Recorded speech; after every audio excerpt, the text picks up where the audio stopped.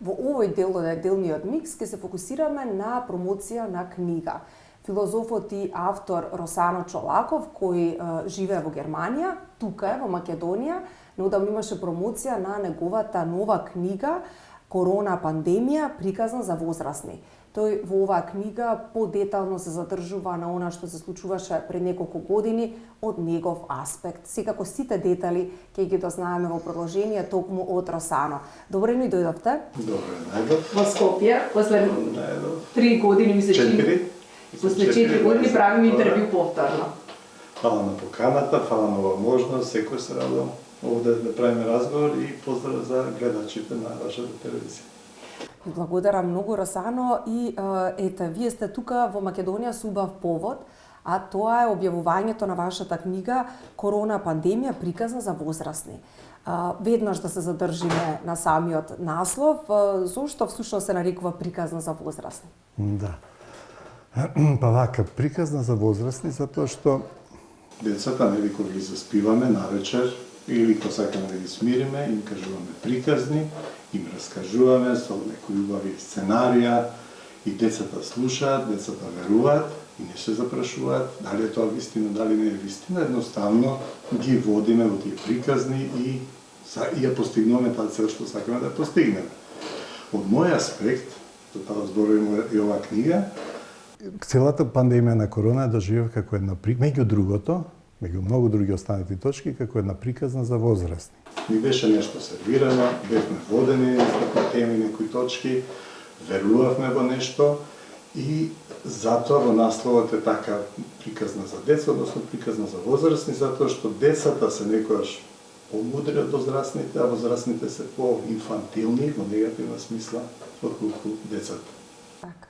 Ова филозофски убаво го објаснивте од ваш аспект, а сега можеме да навлеземе малку подетално за самото содржина на книгата. Вие повеќе аспекти третирате во оваа книга. Да.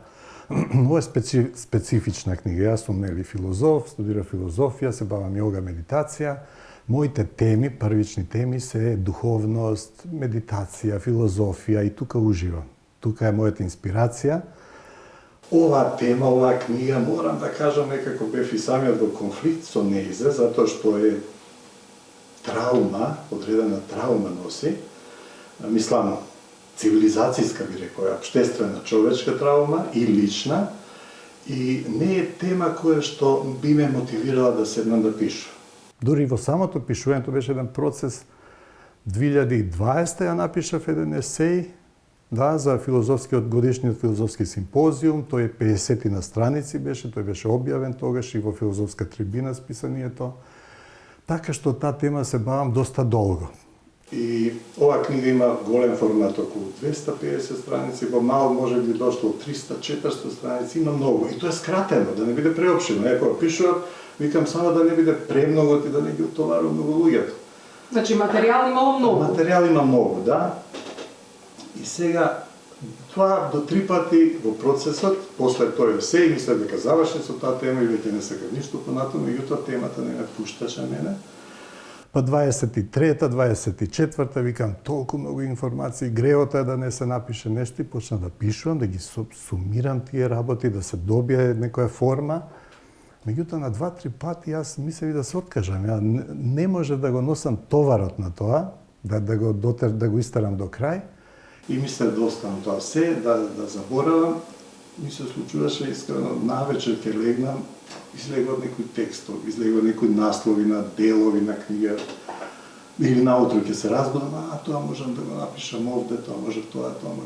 И јас сватив дека тоа е задача, ја морам да ја завршам. И ете, фала на Бога, да се успеа во тоа, многу сум среќен, многу сум како улеснување што тоа го заврши до крај.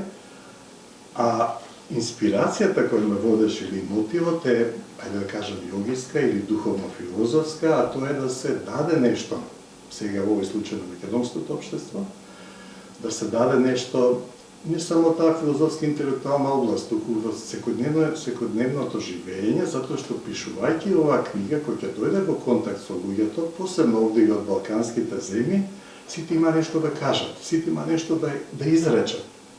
Во Германија не е така, во Германија е поинаку И јас си мислев, па добро, за сите луѓе кои што имале тежок период, изгубиле некој близок, за сите кои што имаат уште последици од тој коронавирус или од вакцините од коронавирусот, за сите травматизирани од тој период, вреди да се напише, да се каже нешто. Така, токму како што спомнавте, многу мислења различни, секој има поврзани со корона пандемијата, како се случи, како едноставно од каде потекна сето тоа и така натаму. Вие спомнувате дека во Германија не е така. Па еве, дали во книгата можеби повеќе има сегменти за она што се случуваше таму, од ваше лично искуство и може подетално да ги разработиме тие нешта? Да. Па најголем дел книгата е фокусирана за времето на пандемијата во Германија, затоа што таму живеевме, таму го доживеав сето тоа што го доживеав и може одблиску да го видам како општеството реагира на сето тоа, како владините, медиумите и сите тие структури реагираат на сето тоа и си давам некој легитимитет да дадам моје мислење. За Македонија не знам, затоа што слушав, меѓутоа не бев во директен контакт. Разликата таму ја бев чудоневиден, некои работи ги разбрав како функционира тоа општество, разбрав малку историјата повеќе, затоа што таму, например, системот и државата и општеството е како една машинерија и функционира неприкосновено, без грешка, речи си без грешка. Тоа што ќе се наложи, тоа се прави. Тоа е предност, тоа е квалитет. Германците како менталитет, како нација се многу послушни, многу дисциплинирани, а и прилично плашливи. И сега, кога дојде корона пандемијата, тоа беше драстично, иако претходно некои други форми општествени забележував како се одвиваат тие работи, меѓутоа овде беше драстично, се постои еден наратив и секој што ќе мрднеше малку поразлично тој наратив беше на различни начини казнуван. Тоа за мене беше вчудено видување, затоа што ја очекував Европа, демократско општество и така натаму и така натаму. Одимаат демонстрации, имаат за се и се што, имаат борба за такви права за човекови, за джендер, родови права, секакви. Кога дојде тој период, тоа веќе све се исклучи. Тоа немаше ништо. Што задолжи тоа? Зошто? Кој е вашето мислење? Па тоа се подлабоко, тоа го пишува и во книгата, мислам, тоа се јаки структури кои се светски структури кои имаат одредени чекори, фази, постапки кои сакаат да ги реализираат и тие одат. Таму тоа функционира. Носењето маски, ако не носиш маска, не можеш никаде да влезеш. Да, така беше кај нас. Така беше тука, меѓутоа мене знае да ми кажа, да кажеме помали места или кој го гледа тоа, нели? Повеќе или помалку. Таму беше, буквално речи си, прашање на преживување. Ако не правиш така и последиците беа со казните, сите тие работи беа доста страшни. Или пак имаше доктори кои што јавно се дрзнаа да кажат своje мислење и им се случија доста непријатни работи. Ја бев тогаш зачуден затоа што ние од балканскиве простори ги знаеме тие работи. Например, имаше еден доктор во Цири кој 20 години има пракса, приватна пракса, тоа значи човекот е способен, доктор работи и одеднаш специјалци, и беше јавно, имаше друго мислење, да кажем, и го истакнуваше тоа јавно мислење, свое, јавно го истакнуваше, па со специјални единици, тие специјални полициски вооружени единици, во сред бел ден, по пракса, тоа е пракса, ординацијата негова, беше уапсен, беше однесен на психијатри и 7 дена задржан на психијатри. И тоа не беше ригорозно, значи. Он беше скептичен. Јас кој му пишував подоцната тој доктор, директно од него да дознам, а и во вестниците пишуваше, затоа што внимавав со тие лажни вести, фейк ньюс, секој извор, секој податок да биде проверен. Паушално да не зборуваме. Обвинението беше дека некој го пријавил доктора дека шетал, бил вооружен и имал оружје. И затоа доаѓаат специјална единица. Тоа не држи вода. Доктор 20 години пракса во Цирик да има приватна, одеднаш да шета со оружје. Тој потоа ми потврди, да не зборуваше, мислам, ние пишувавме. Да, ние пишувавме.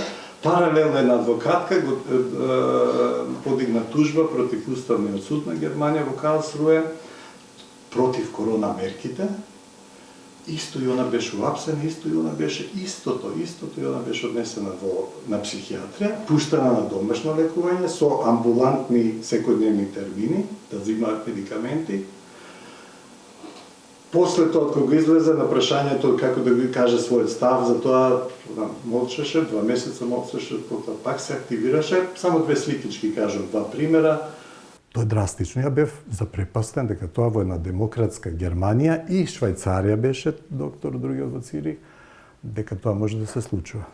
Така, навистина ете различни ситуации во тој период имаше, како што спомнавте, и различни мислења, и ете различни ситуации.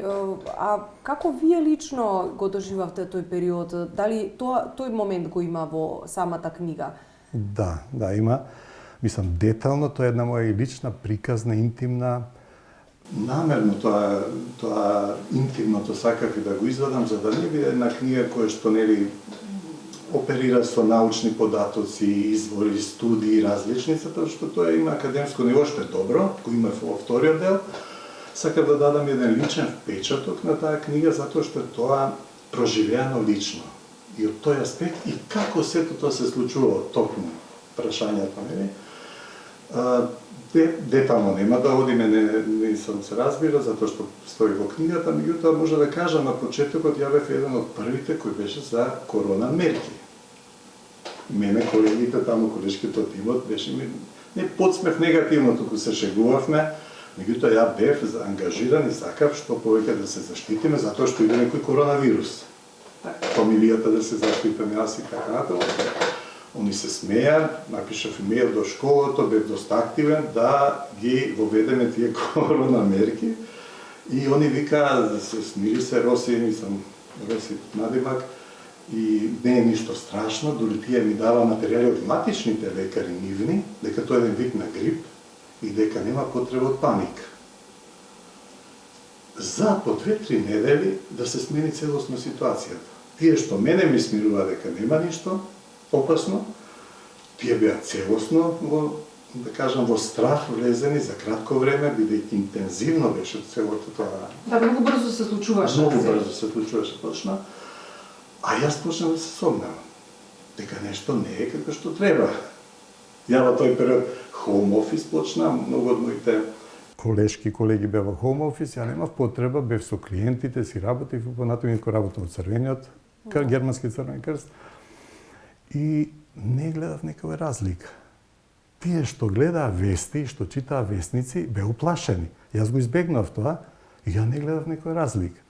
По некој време ја почнав да настинувам исто и ме фати страв. Повторно викам, сега што правиме? Па се јавив на моја пријателка која што работеше во ковид амбуланта. И на мојата претпоставена, Црвениот крст, и јас побарав да одам одма во болница, да ми испратат, кој имам корона, затоа што сакам да живеам, не сакам нели да починам. Да ги заразите неблиските. Да, точно. И двете ми рекоа, не, ти оди си дома, не се секирај и се ќе биде во ред. И јас бев збунет како тоа алармантно на сите страни, ќе умираме. Ја не сакам да одам дома, кај што имам и мало бебе, и нели сопругата и синот.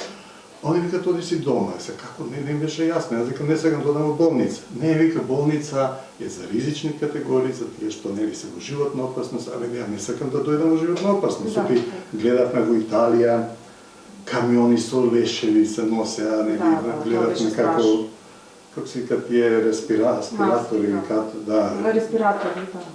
И сето тоа правеше една таква тензија, една така се била на човечката психика и човечката свест.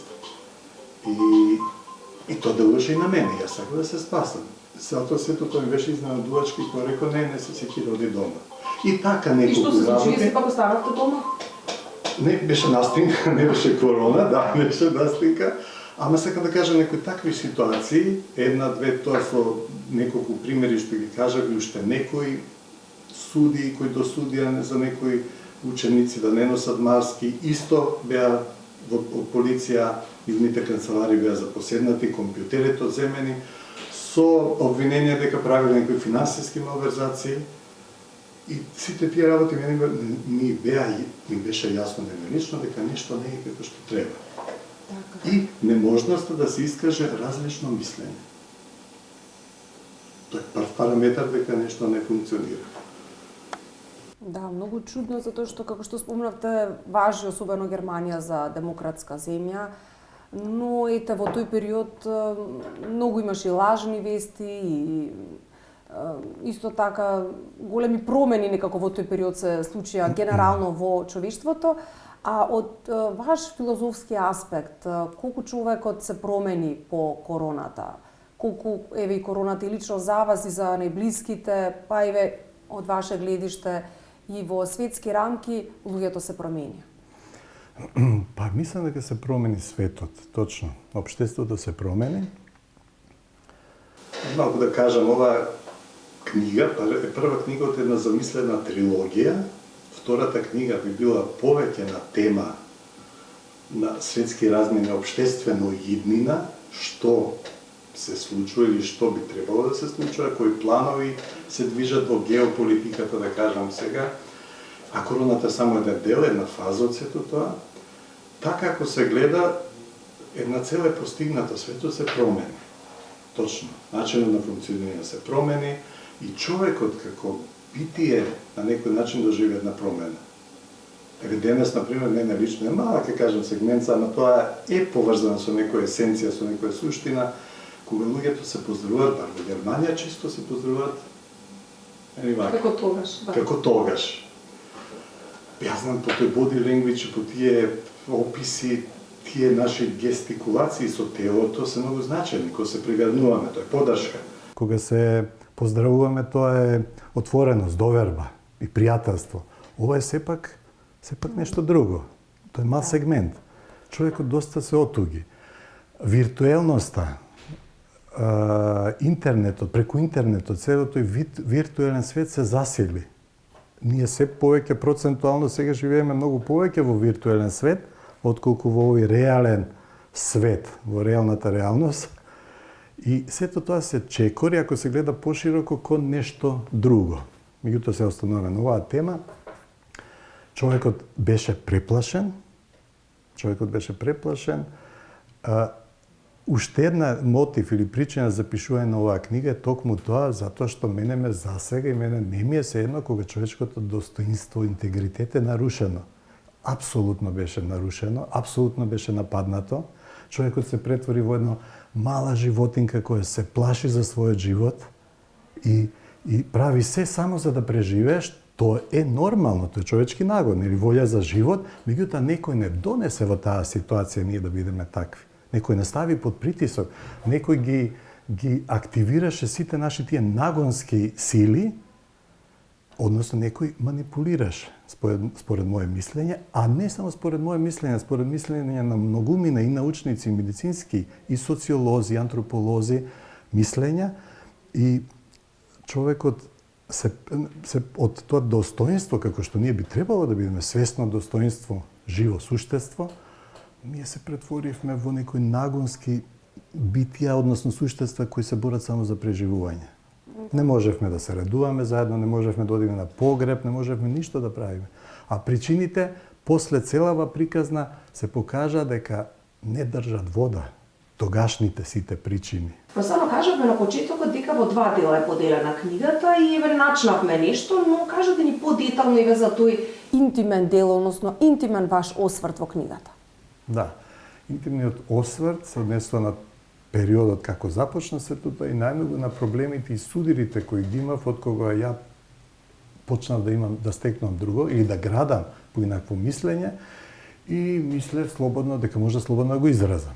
Каде и да отидев, 90% од контактите што ги имав, секогаш бев изложен на критика, а не само тоа, туку општествено беше тешко да се функционира веќе во училиштето, затоа што да се надоврзам тоа што кажав, германците се дисциплинирани, за разлика од овде кај нас, на пример, разлика во менталитетите, тука луѓето, па и многу што беа вакцинирани, не беа толку убедени дека сето тоа треба да го направат. Или има некој сомнеш. Моје лично доживување што зборував со многу луѓе, од практични причини и така натаму, а таму не. Таму луѓето беа убедени и беа критични и осудуваа се што не мисли поинаку, се што мисли поинаку. И така, значи, они покажува со прст, тоа не е добро, тоа е општествено корисно, вака и вака треба да се прави, а не е против општеството да се оди, што е квалитет доколку не дојде во злоупотреба. Ми беше малце јасно како се случили Втората светска војна во Германија и како тие фатиле таа насока и како го следеле се тоа. Сега живејќи вие таму, баш ги гледате одблиску и самиот нивен менталитет. Се учи многу, да, се учи многу. Ја често влегувам во разговори, во дискусии, дебати, не се секогаш лесни, они се, мислам, јаки, ментално јаки и енергетски исто, меѓутоа размена на мислење.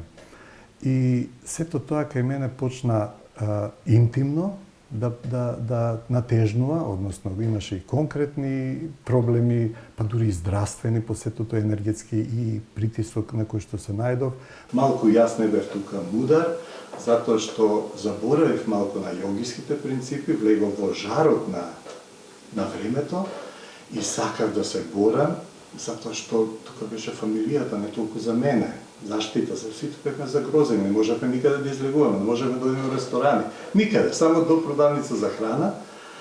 И влегов дури во една групна тур, неколку луѓе, 7-8 луѓе бевме, го тужевме градоначалникот на Фрајбург, поради некои причини, сето тоа е опишано во книгата, на крај останав и сам, јас другите се повлекоа и изгуби судскиот процес, меѓутоа мене беше значено да се борам.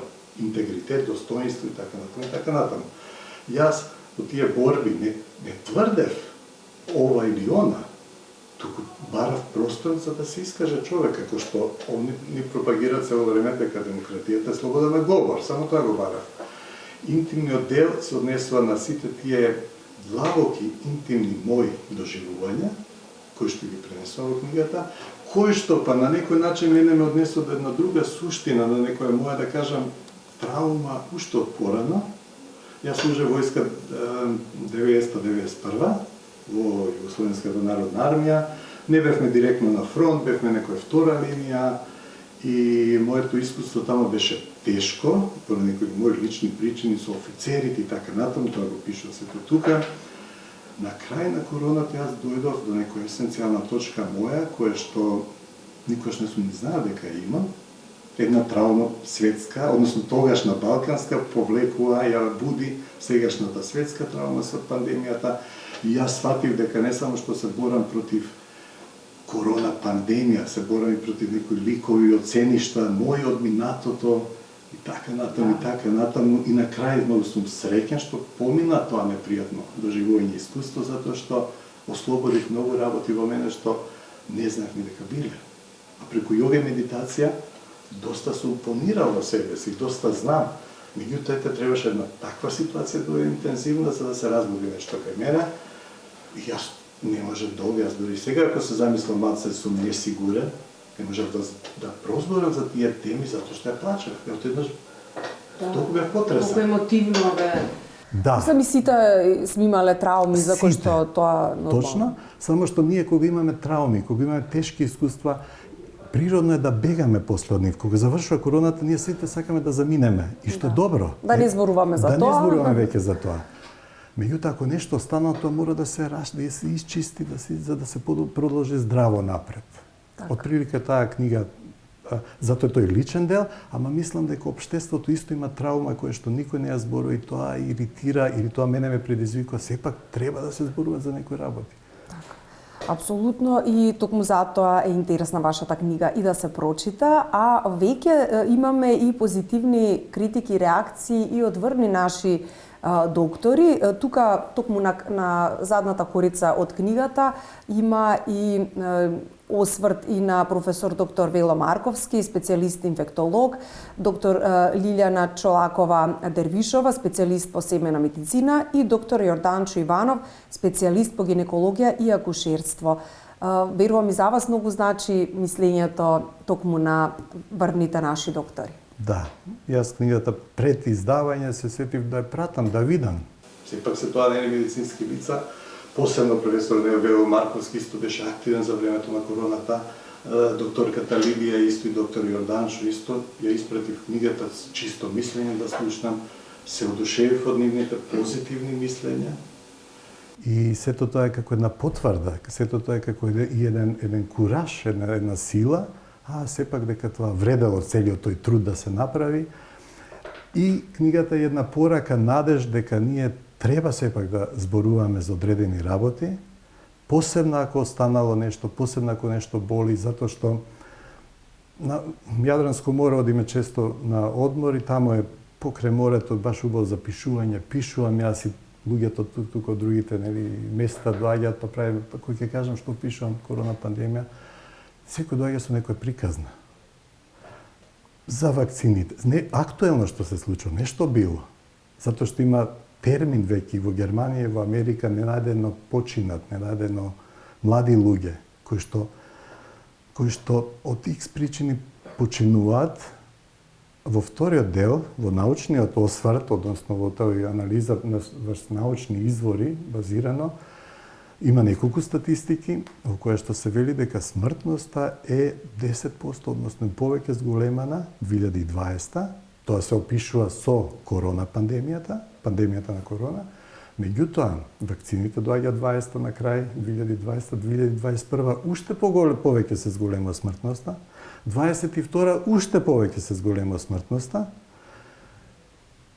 Статистиката на заболени од рак исто се зголемува.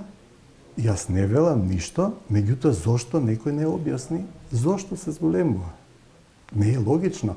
Ако од 2000-та до 2024 некаде биле, мислам, 32.000 смртни случаи, односно во просек се зголемува повеќе или помалку 32.000, 2020 е 85.000, 21-22 се покачува на 125.000 годишно во просек, зголеменост. Траст на the science, да ја веруваме на науката, меѓутоа науката не се појавува сега да објасни зошто и како. Тоа е вториот дел на книгата. Со изворите се научни студии, тоа се статистики. Тоа не е сега моје мислење, теорија на заговор, тоа е статистика и едно нормално прашање.